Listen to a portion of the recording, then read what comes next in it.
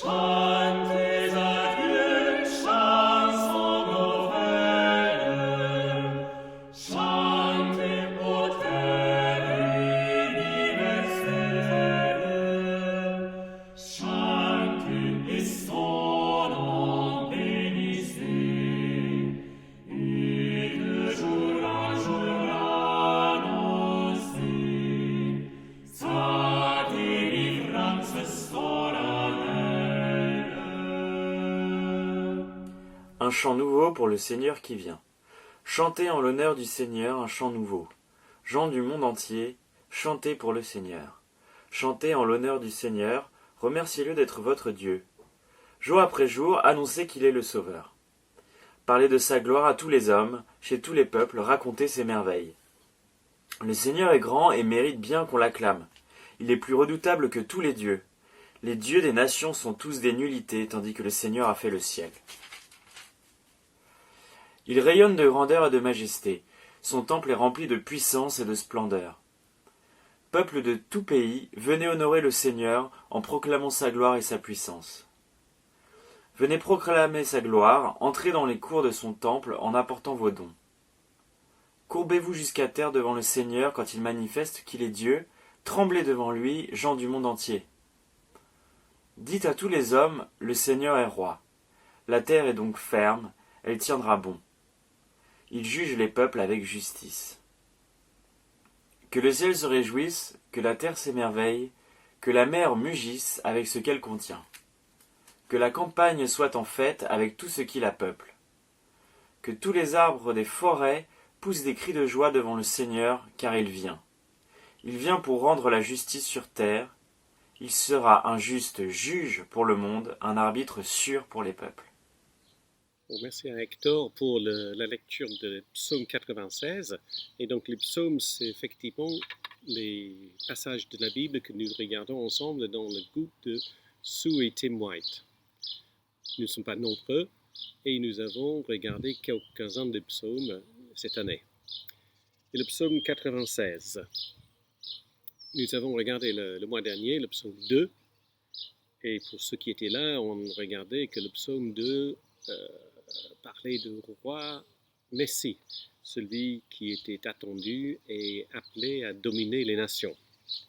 Ici, le 96 change de perspective. Car ici, ce n'est plus un roi qui est attendu, mais c'est Dieu lui-même qui est roi. Et le 96 fait partie de ce qu'on appelle les chants du règne. Donc, il y en a le 93, 96, 97, 99 et quelques-uns autres que ça. Nous sommes vraisemblablement au moment du retour d'exil du peuple d'Israël, l'exil au Babylone. Donc, il faut se situer autour de 515 avant Jésus-Christ. Longtemps passé, la dynastie davidique, et beaucoup d'espoirs sont centrés maintenant sur Zorobabel, qui était le gouverneur de Jérusalem à cette époque. Lui-même était petit-fils du dernier roi de Juda, Joachim, qui était déporté avec son peuple en 598, donc 70 ans plus tôt. Malheureusement, Zorobabel ne réalise pas les espoirs qui sont placés en lui et le peuple retravaille le sens de Messie et de roi et de royauté et place maintenant leurs espoirs par excellence en Dieu lui-même. C'est une réponse à une réalité nouvelle. Le peuple d'Israël fait partie maintenant de ce grand empire perse.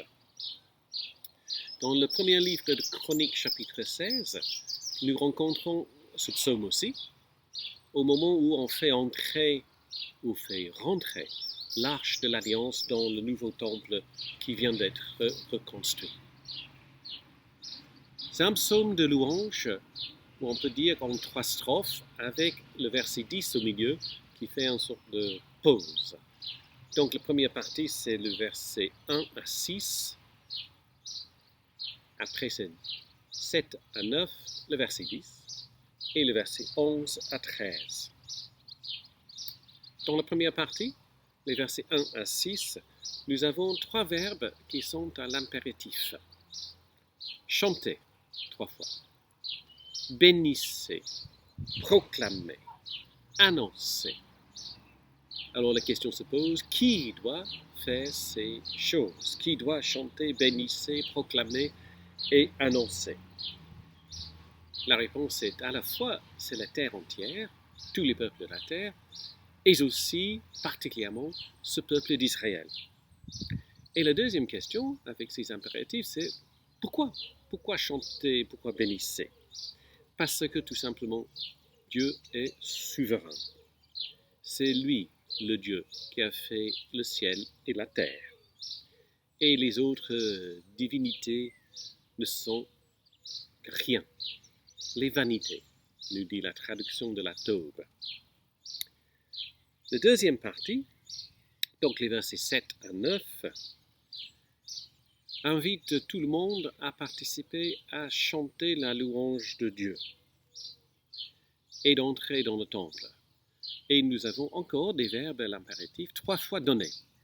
Donner, donner, donner, afin que tout le monde puisse participer au culte dans le temple.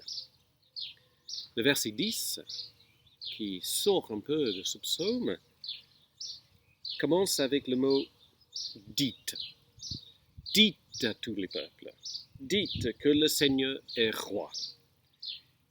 Et puisque le Seigneur est roi, il n'y a pas d'autre roi sur le trône, la terre est inébranlable.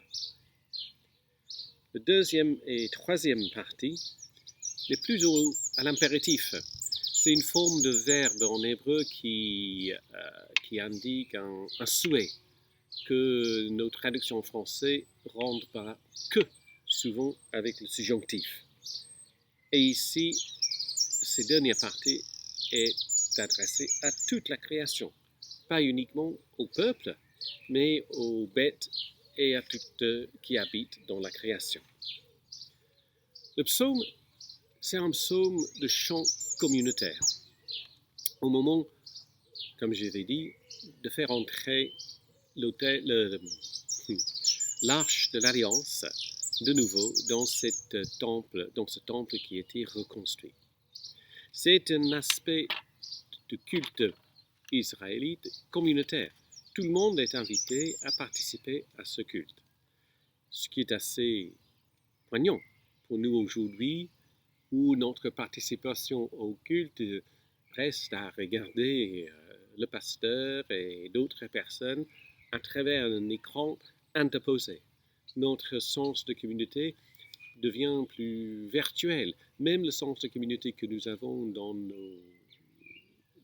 nos activités de tous les jours, de dire bonjour en restant de l'autre côté de la rue, en se maintenant la distance dans les magasins et en se protégeant des masques, comme j'ai remarqué l'autre jour à la caissière à Coccinelle, mais derrière le masque, je ne sais pas si vous souriez ou non. J'imagine que vous avez un sourire. Et elle m'avait dit oui.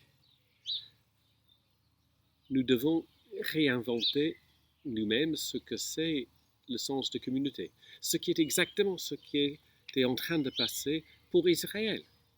Le sens de communauté qui était construit autour de la terre, du temple, du roi, de la loi, n'est plus.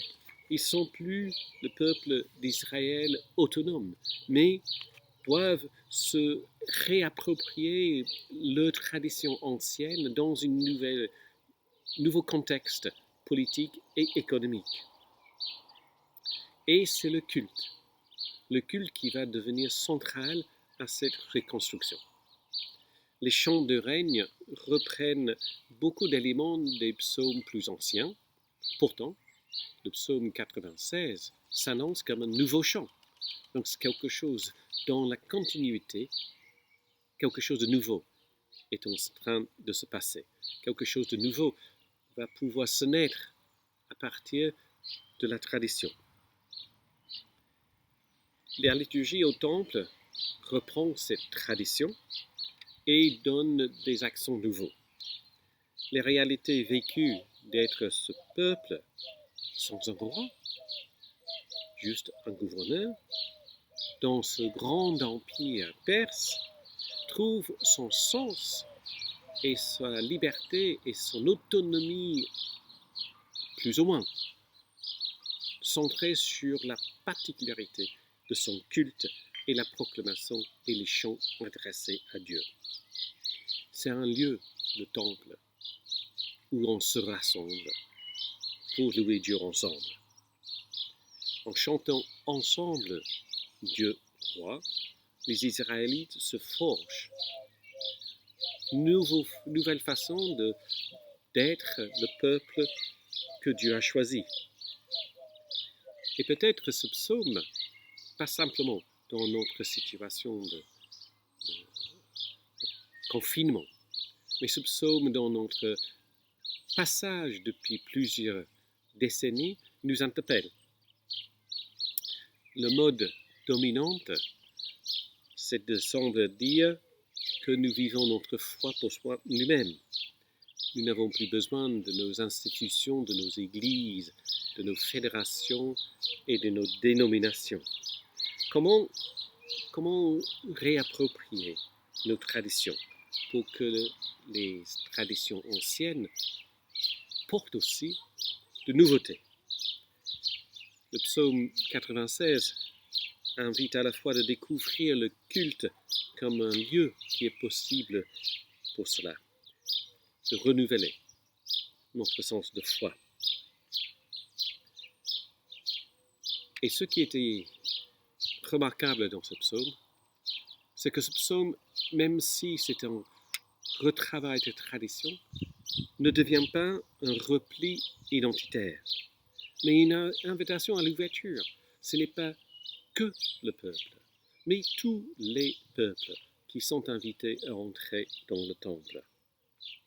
Comment vivons-nous notre dimension communautaire de la foi, ici et après notre confinement? Comment réinventer aujourd'hui les nouvelles façons qui vont nous servir demain pour rester en communauté, liés les uns aux autres? Peut-être une relecture de ce psaume nous permet de prendre distance et à la fois de plonger dans nos traditions.